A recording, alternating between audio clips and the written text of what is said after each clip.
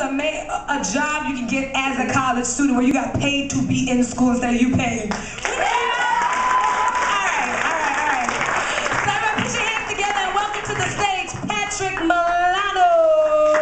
As he comes to the stage. Patrick.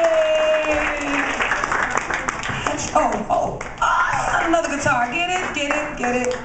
Keep clapping till he gets it. Keep clapping till he gets it. Keep going. Keep going.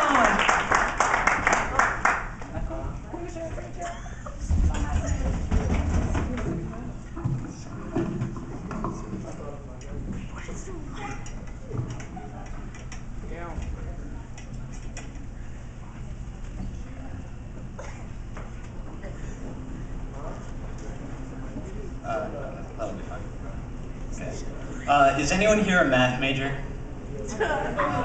Okay, is anyone like a science major, like physics or chemistry or anything?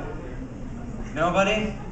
Okay, well, this next song involves a lot of math, because I'm a math major and I'm kind of a nerd.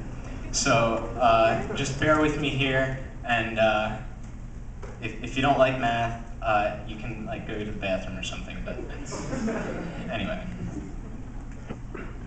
Let me tell you a story, I promise it's true, of a problem I learned in Calculus 2. And if you think math is scary, please don't run away. I just want you to listen to what I have to say about the indefinite integral of e to the power of t times sine of t dt. And this is an interesting problem because you have to solve it with a little technique called integration by parts, and I'm going to tell you all about how to do that.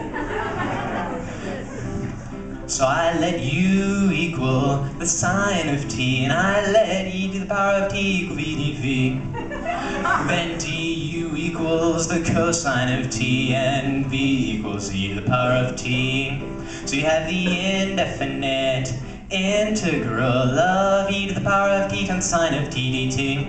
And all that equals e to the power of t times sine of t minus the cosine of t times the power of t. Yeah. So you let u equal the cosine of t, and I let dv equal e to the power of t dt. Then du equals the negative sine of t, and v equals e to the power of t.